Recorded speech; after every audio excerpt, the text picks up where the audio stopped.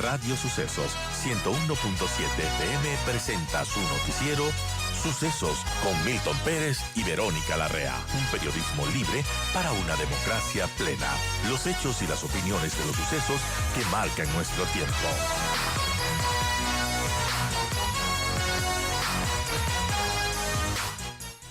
Ahora, hay un tema que es transversal y que es el tema de la inseguridad, el tema del narcotráfico, del crimen organizado. La producción de cocaína se ha triplicado en 10 años, lo que alimenta la violencia en el Ecuador y los países del Caribe.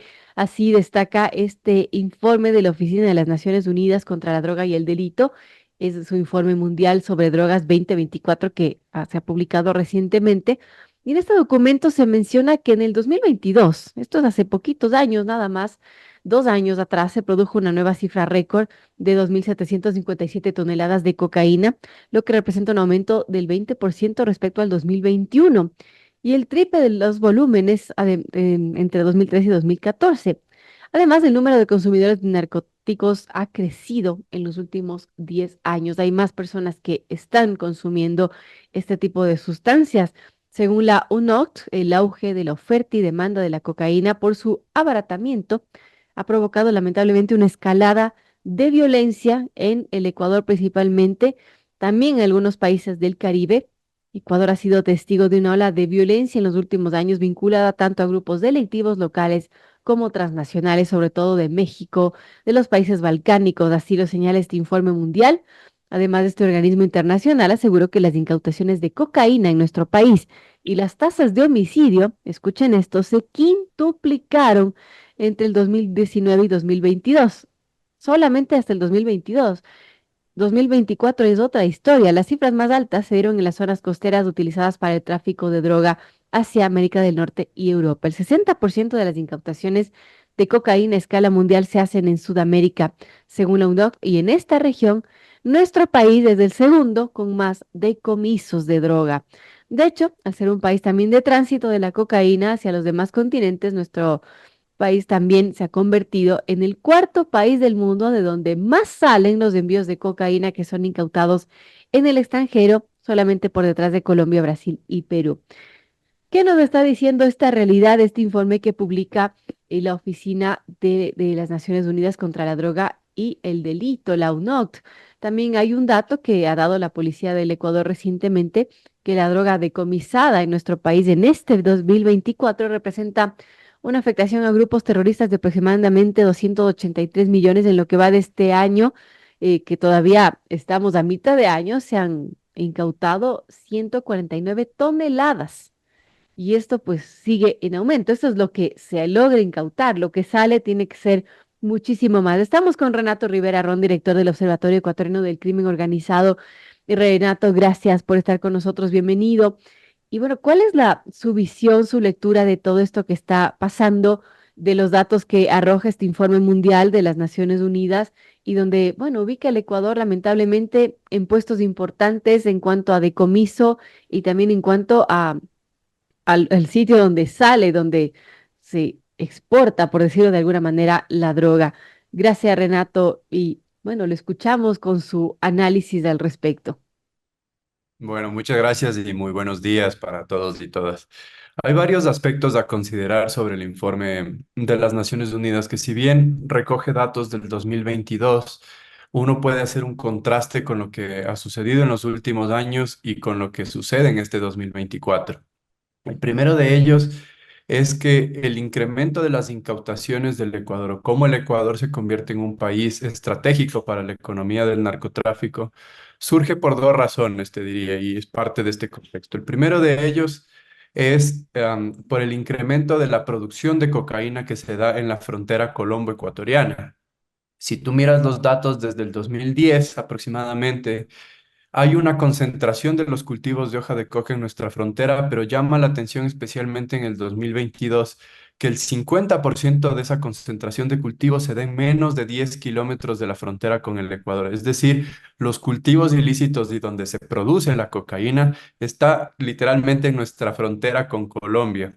El Ecuador es un país pequeño que ha hecho esfuerzos importantes para incrementar su comercio internacional. Esto supone también una oportunidad para el crimen organizado, que al ser precisamente pequeño, tú puedas mover muy rápido esa droga a los puertos y sacarlos a mercados internacionales.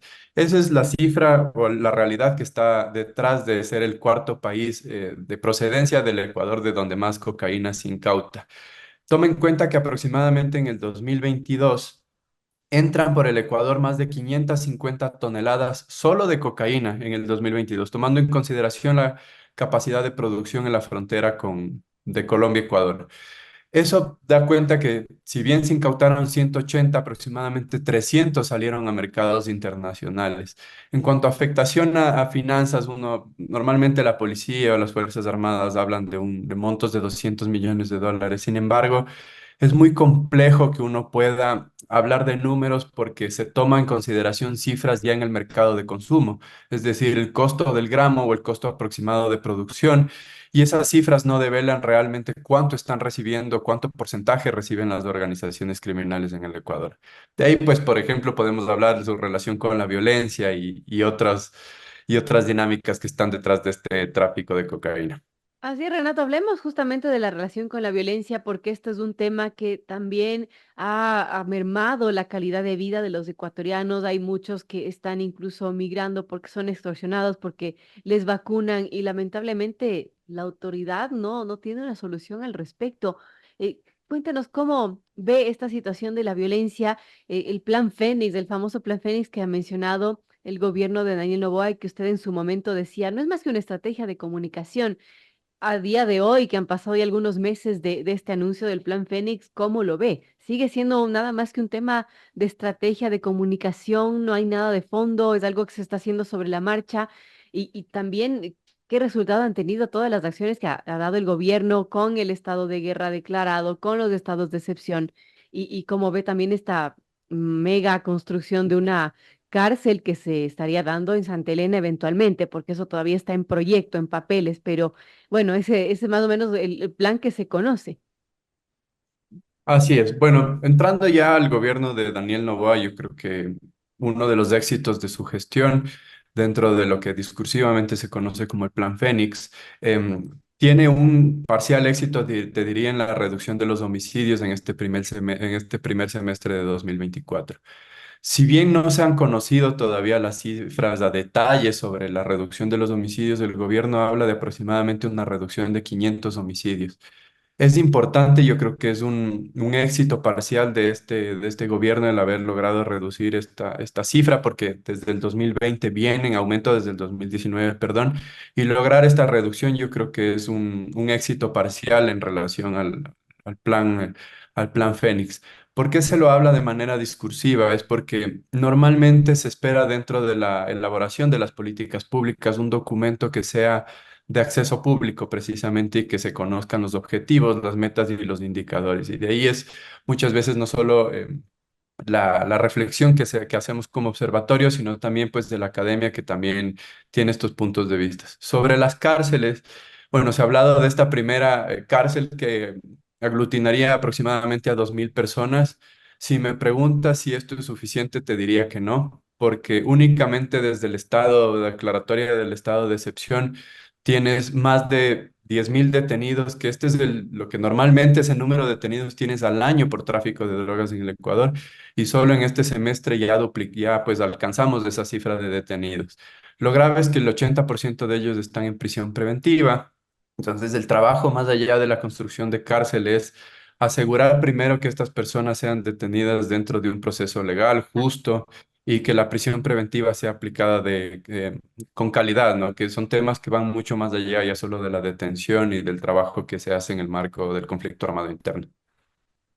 Bueno, un tema complejo realmente, amigos. Son las 7:34. Dialogamos con Renato Rivera Ron, director del Observatorio Ecuatoriano del Crimen Organizado. Hay una situación preocupante en donde se ubica al país, bueno, como uno de los principales en donde se exporta, por decir de alguna manera, la droga, también donde más se incauta en América Latina.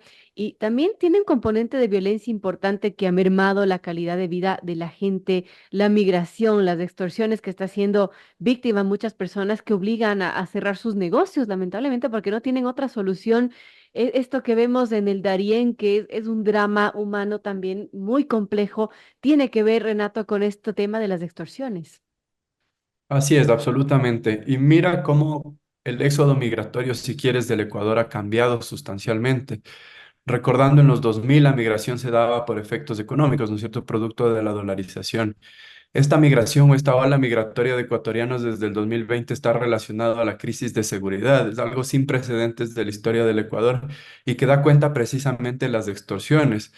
Muchas de las personas que están migrando, sobre todo de la costa del país y de Santo Domingo, migran precisamente por las extorsiones. Ha llegado a tal nivel que se ha convertido en algo que nosotros hemos denominado el mercado emergente del crimen organizado. Hay demasiada rentabilidad del mercado y hay pocas detenciones a las organizaciones criminales.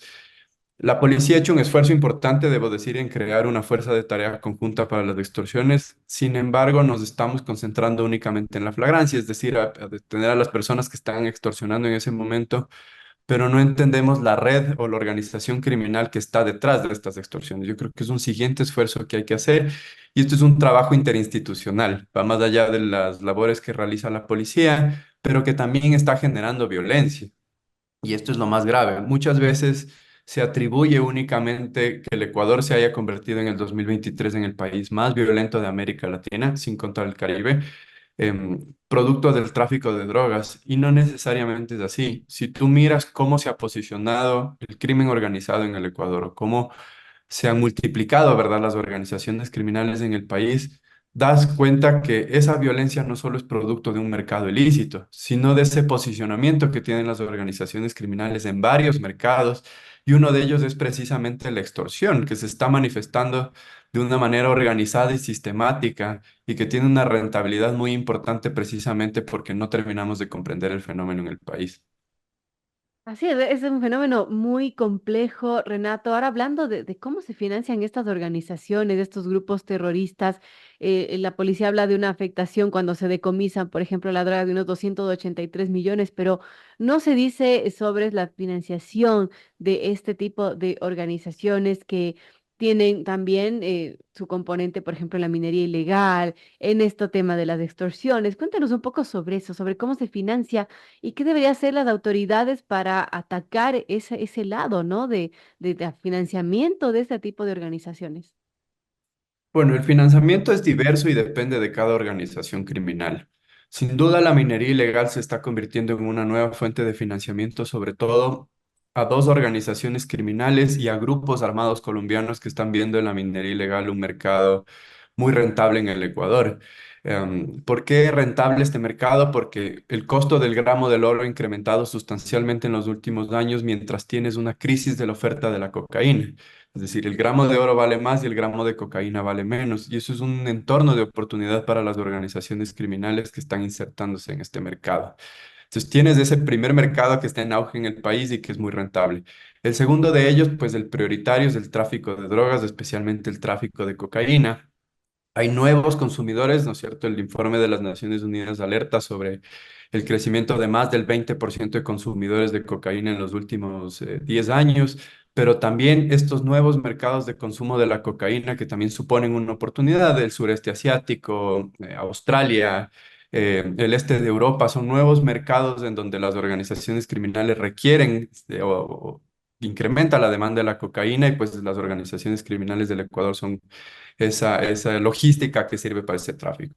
El tercero de ellos es las extorsiones. Sobre todo las extorsiones se están convirtiendo en una fuente de financiamiento a las organizaciones criminales que no son tan grandes, tan importantes, pensemos lobos y choneros, pero que aquellas que tienen, si quieres, un margen de organizaciones intermedias, que tienen una localización sobre todo en las ciudades alrededor de Guayaquil, en la costa, pero que también se están queriendo concentrar en la sierra.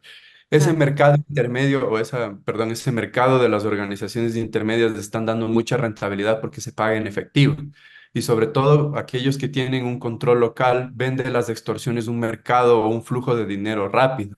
Y mira, tú si estás en guerra con otras organizaciones criminales, tú necesitas obtener dinero rápidamente y las Claro. extorsiones esa fuente. ¿Cómo el control de las autoridades, que es la segunda pregunta que me hacías? Pues básicamente es controlar todos los esfuerzos en debilitar las economías ilícitas y esto parte por fortalecer los esfuerzos en materia de lavado de activos. El lavado de activos en el Ecuador lamentablemente no se lo ha trabajado de manera integrada y eso da cuenta precisamente en la baja respuesta que tienes del sistema de justicia ante los casos de lavado de activos.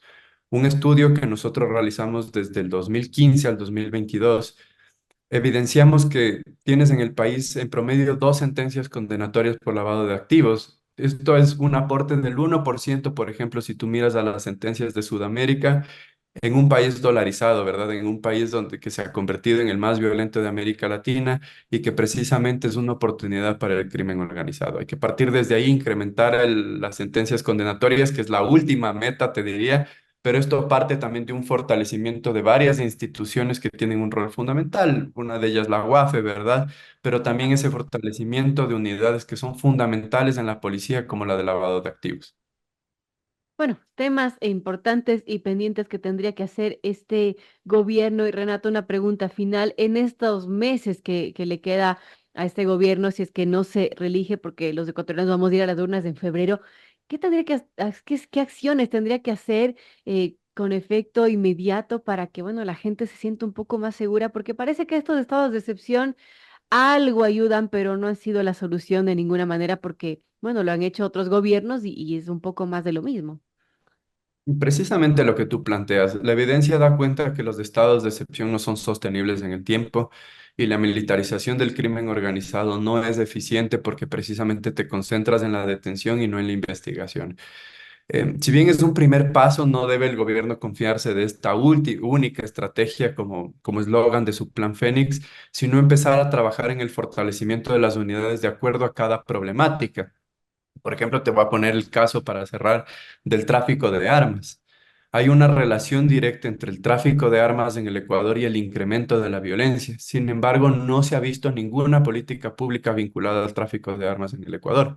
9 de cada 10 homicidios en el país se realizan con armas de fuego y desde el 2020 no solo ves un crecimiento del tráfico de armas largas y corte en el país, sino también lo que miras es un alquiler de armas por redes sociales, que es gravísimo si tú quieres empezar a reducir este número de homicidios en el país. Entonces hay que empezar a trabajar en la investigación a detalle por cada una de estas problemáticas, por cada uno de estos mercados ilícitos y Claro. empezar a comprender sobre todos esos flujos de financiamiento que hemos conversado, la interrelación que tienes con otras organizaciones criminales fuera del Ecuador y sobre todo también empezar a comprender ese vínculo con la corrupción que se lo ha visto más en comparación a años anteriores, es decir, empiezan a surgir casos, pero creo yo que falta mucho por hacer en ese sentido. Mucho por hacer. Muchísimas gracias a Renato Rivera Ron, director del Observatorio Ecuatoriano de Crimen Organizado, tema que preocupa la inseguridad y bueno, todo lo que tiene pendiente las autoridades. Gracias, Renato, por estar con nosotros. Muchas gracias y muy buen día.